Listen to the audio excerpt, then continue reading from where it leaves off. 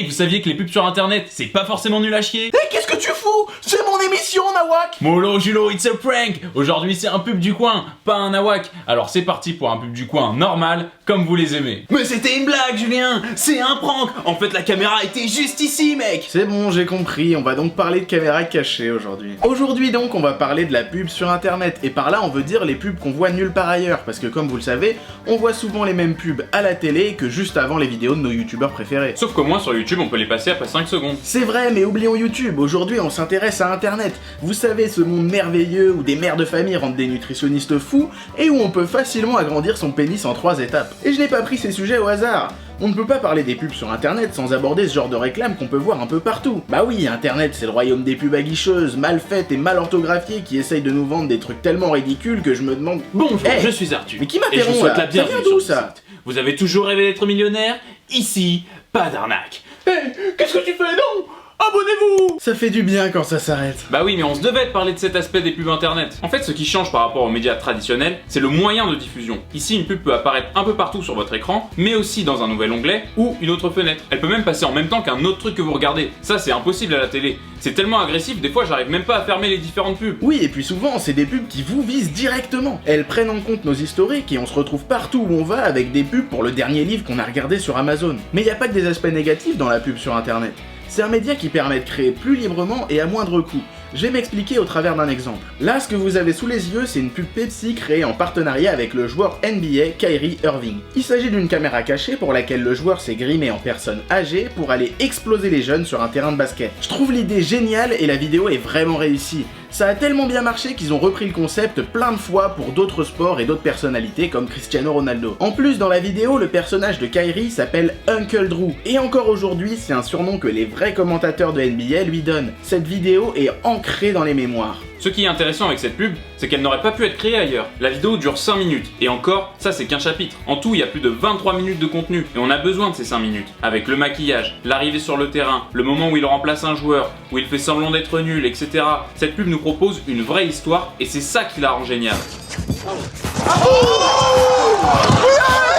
Mais ça c'est impossible à la télé où plus la pub est longue, plus on raque. Sur internet on s'en fiche, peu importe la durée, ça sera gratuit. Bon, on reste sur YouTube, mais on quitte vos sportifs préférés grimés en petits vieux pour vos youtubeurs préférés grimés en méchants films d'horreur. Effectivement, la promotion des films d'horreur sur internet, on n'y échappe jamais. Avant ça se faisait beaucoup à la radio, mais maintenant sur le web, c'est parfait, c'est visuel. On peut recréer une atmosphère proche du film avec tous les pranks qui accompagnent leur sortie en salle. Et de façon plus globale, enflammer les réseaux sociaux et faire fonctionner le bouche à oreille, c'est parfait au vu de leur cible, les jeunes de 12 à 25 ans. Et il y en a une qui a cartonné ces dernières années, c'est Annabelle. Oh, elle m'a gonflé cette grosse folle. Entre les hashtags en tendance sur Twitter, les pranks dans tous les pays du monde, les produits dérivés, il y a même des selfies sur Facebook de Annabelle à Washington et vas-y Annabelle à San Francisco. Bon, mon meilleur selfie, c'est le mannequin pisse qui me pisse dessus.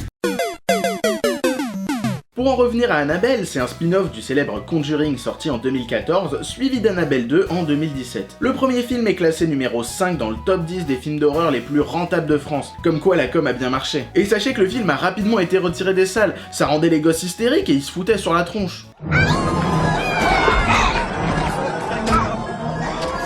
Alors vu qu'on a parlé de prank inspiré de films d'horreur, Toto, qu'est-ce que t'as comme exemple? Pour Annabelle, justement, j'ai un super prank réalisé par l'équipe du film pour la télé brésilienne. Ce qui n'a donc aucun rapport avec internet. Sinon, j'ai un prank de Chucky qui sort des abribus. C'est pour la télé brésilienne. Ouais, merci Arthur, ça sera tout. Putain, mais tu t'es touché pendant l'écriture ou quoi? Non, j'ai pas touché. Non, j'ai pas touché. Non, j'ai pas touché. Mais pas de panique, des vidéos dans le genre, il y en a plein sur internet. D'ailleurs, on s'en fout du Brésil, on peut rester en France, on a nos prankeurs bien franchouillards comme Ibra TV. Moi, je suis l'empereur de Postpay. Oui bon, ça fera l'affaire. Ibra TV, donc youtubeur de 2,5 millions d'abonnés qui se déguise en personnage de saut et effraie les gens sur des parkings ou dans des ascenseurs dans une vidéo prank qui est une publicité à peine déguisée. A noter quand même en déroulant la description, pour ceux qui n'auraient toujours pas tilté, qu'il s'agissait d'une vidéo sponsorisée. Ibra TV le fait bien figurer. Et pour ceux qui, on sait jamais, ne savent pas lire, il vous suffira d'attendre l'écran de fin pour voir ceci. Alors pourquoi Ibra TV et pourquoi un prank? Ibra TV, je le rappelle, possède plus de 2 millions d'abonnés. Il réalise couramment de multiples caméras cachées avec pour thème récurrent Halloween, les clowns tueurs, la peur, etc. C'est donc un étendard cohérent pour l'équipe du film. Ibra TV, lui, ce qu'il y gagne, c'est un chouette déguisement et une marionnette camionnette qui fait du tricycle. Et puis surtout, une grosse somme d'oseille, des post-glow, du contenu pour sa chaîne et une mise en scène. Et le distributeur du film, lui, il gagne une bonne pub visionnée presque 3 millions de fois dans son cœur de cible, en déboursant peut-être moins d'argent que s'il avait investi dans une tonne d'achats d'espaces publicitaires au cinéma, c'est-à-dire en bande-annonce qui passe avant les autres films dans les mois précédant la sortie du film. Eh, tu me suis toujours ou t'es perdu dans un filmception là? Du coup, c'est gagnant-gagnant. Toto, t'as quelque chose à ajouter ou pas? Bah en fait, l'équipe marketing de Saw, ils ont pas trop eu à se casser la tête. Ces caméras cachées, c'est déjà ce que faisait un mec comme Rémi Gaillard depuis 10 ans sans qu'il soit forcément démarché de façon commerciale par les producteurs de tous ses films. D'ailleurs, y a pas qu'Ibra TV qui a fait ses partenariats. La chaîne Nous avec Greg Guillotin en a fait plusieurs. Des pranks super sophistiqués, qui seraient sûrement techniquement impossibles sans l'appui de ces grosses équipes de production. Et finalement, on se rapproche pas mal d'un mini-film d'horreur sur YouTube, qui donnera envie d'aller voir la version longue au ciné. La chaîne Nous a même fait une vidéo pour le dernier Annabelle justement. Oh décidément celle-là. Oh, on préfère la Mirabelle que la Annabelle. Ah, ça gueule moins et c'est meilleur. On va peut-être pas parler que des films d'horreur, hein. Des vidéos sponsors sur internet, y en a dans tous les domaines. Et dans tous les domaines, il y a la télé-réalité. Oh non! Et si!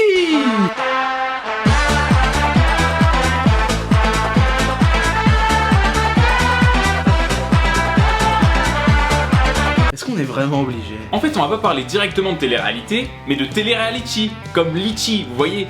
Bon, je vous explique. Oasis, dont on avait déjà salué la communication dans notre épisode sur la guerre des sodas, est reconnu pour ses détournements drôles et habiles de la culture pop. Ils reprennent tout ce qui marche chez les jeunes, qui est encore une fois leur cible, détournent l'actu en l'associant à leur univers fruité. On avait ainsi montré des exemples de parodies de jeux vidéo à succès, ou encore leur reprise des plus gros hits du rap français. Très récemment, la marque a justement collaboré avec le youtubeur Masquet. La reprise du titre Réseau de Niska, et qui est Fruiska pour l'occasion, a pas mal tourné sur Twitter.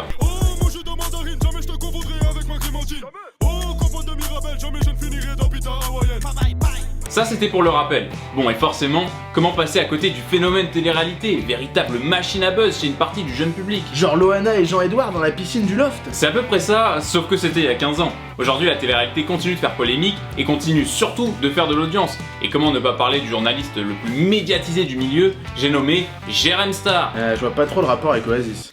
Yo, salut à tous, c'est Julien du futur, c'est juste pour vous dire qu'au moment où on a écrit la chronique, le Jérém Stargate n'avait pas eu lieu. Du coup, on n'en tient pas compte dans nos propos, et de toute façon, on s'en fiche un peu parce que ça touche pas du tout la campagne qui est bien antérieure à cette affaire. En 2 mots, Jérém Star est un journaliste et personnage haut en couleur qui donne des interviews à des morus de télé-réalité, comme il les appelle, dans sa baignoire. Bon, il a plein d'autres activités, mais on s'en passera bien dans cette vidéo, hein. On va rester sur ce qu'il relie à Oasis. Véritable star des réseaux sociaux, il est une des premières personnalités médiatiques à avoir popularisé le phénomène de story Snapchat. C'est-à-dire filmer par courtes séquences tout ce qu'il fait et tous les jours, et ce avec toujours plus de fantaisie, comprenez dire et faire des conneries. Des stories Snapchat qui peuvent durer plus d'1 heure par jour, accompagnés de candidats toujours au cœur du scandale. C'est une véritable télé-réalité que Jérém Star façonne à son image sur l'application. Bon, vous êtes sûrement en train de vous demander « Mais Oasis dans tout ça ?» Eh bien le carton de Jérém Star sur la toile n'est pas passé inaperçu, et l'année dernière, Oasis a lancé la première story réalité officielle sur Snapchat. Oasis présente la toute première story réalité pendant 3 semaines sur Snapchat.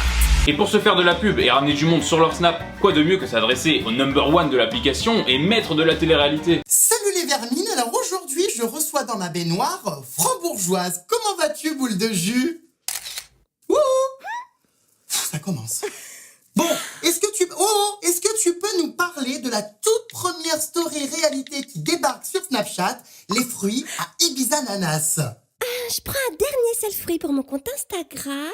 Bon, quitte à m'infliger tes clowneries, t'as pas quelque chose à nous dire sur la campagne de com? À part le fait que le son est merdique. Bah je sais pas si t'as vu, mais ils ont rajouté quand même des petites figurines et des canettes d'Oasis en plus des canards de Jérém Star. J'ai surtout vu qu'ils l'ont filmé tout seul dans son bain et qu'ils ont rajouté une framboise en post-prod. D'ailleurs, ils se sont pas fait chier, hein. On voit que parfois les réactions de Jérém Star correspondent même pas à ce qu'elle est en train de raconter. Oui, mais bon, on retrouve toute la malice d'Oasis qui a su bien maîtriser et parodier son sujet, et Jérém Star qui fait preuve d'autodérision. L'interview joue complètement sur la futilité et la légèreté de l'univers télé-réalité, et Oasis a de nouveau réinterprété tout ça à sa sauce avec brio. Comme d'habitude, tout le vocabulaire est transformé et forme des jeux de mots avec le lexique des fruits. À chaque fois on se dit qu'ils vont pas pouvoir tenir tout le long d'une vidéo en changeant tous les termes, et on est toujours surpris. Ibiza Ananas, album de grappe, trouver la mûre, manque de bol, au pépin au lieu d'au putain. Bref, ça pourrait durer longtemps si on les énumère tous. Pour le coup, c'est vrai qu'ils détournent cette futilité avec tellement d'humour, notamment grâce à leur petite mascotte toujours très attachante et candide, que oui, ça marche. Mais c'est aussi un peu le danger de cet univers populaire, c'est-à-dire des gens naïfs ou parfois juste idiots que la télé exploite. Ok, mais faut bien admettre qu'on soit adepte ou non de ces émissions, qu'on peut rigoler devant cette campagne de com. C'est bien aussi des fois de pas trop se prendre au sérieux. Oasis est resté fidèle à tous les codes et clichés de la télé-réalité. Les différents profils de candidats, le costaud, la nunuche, le rigolo, le langage, la légèreté, la plage, le soleil. Même le logo et le titre sont en réalité repris de la première saison cultissime des Ch'tis à Ibiza en 2011. Ils ont donc réussi à rester fidèles tout en se moquant. Et ça, faut le faire. Bon, pour finir, en plus d'être un choix cohérent par rapport à la cible et au support média, Jérém Star est un choix cohérent vis-à-vis de l'éthique. Ben oui, faut pas oublier que même s'il évolue dans un secteur plein de vices et de bêtises, il prône en permanence être contre les drogues, qui sont légion dans ce milieu. Il boit très peu d'alcool et refuse d'en montrer dans ses snaps. Jérém Star, on aime ou on n'aime pas, mais il représente la vie pétillante. Il a le smile, toujours en train de brailler, de s'amuser, mais de façon bon enfant. Donc ça colle finalement assez bien avec le peps et le fun d'Oasis. Et attends une minute, comment tu sais tout ça, toi? Bah parce que je suis sérieux dans mes recherches, c'est tout. Je me suis documenté pour la vidéo. Tu mens, il ment. La marque a su à la fois créer du contenu digital et faire de la pub chez un poids lourd du web. C'est sûr que niveau campagne de com entièrement sur le web et vidéos sponsor, ils ont tapé fort. Ça me rappelle qu'ils avaient aussi surfé sur la vague des youtubeuses beauté en parodiant des tutos make-up. Décidément, sur le net, ils sont sur tous les fronts, c'est presque flippant. Pour conclure, il y a un élément commun qu'on vous a gardé pour la fin. Quand vous regardez toutes les campagnes qu'on vous a montrées aujourd'hui, y a pas un élément qui vous vient en tête. Que ce soit pour Cristiano Ronaldo, Kyrie Irving, Ibra TV, Greg Guillotin ou Jérém Star, ce sont tous des personnalités médiatiques populaires. Pour certains, c'est même des personnalités issues d'internet. Pourquoi est-ce que toutes les campagnes qui visent le net s'appuient sur des personnalités aussi influentes? Tout simplement parce que sur internet, contrairement à la télé, on choisit ce que l'on consomme. On sait qu'on va cliquer sur du contenu sponsorisé et donc sur une publicité, mais on choisit consciemment de la regarder et de recevoir le message publicitaire. Alors qu'à la télévision, on sait pas quelle publicité va apparaître. Bon, après on peut toujours zapper, mais escroc gneugneux. Là, il faut qu'on ait envie de cliquer de nous-mêmes sur la publicité. D'où les mises en scène avec vos youtubeurs favoris. Et tout ça nous ouvre sur un sujet proche, les influenceurs web. On n'a pas encore parlé de tous les réseaux sociaux et les magouilles qui traînent. On va s'en occuper prochainement, comme ça on aura fait un tour assez global de la publicité sur internet. D'ici là, portez-vous bien, likez, abonnez-vous et partagez comme d'habitude. N'hésitez pas à venir discuter avec nous en commentaire. On vous aime, cap sur les 10 000 abonnés, à la prochaine.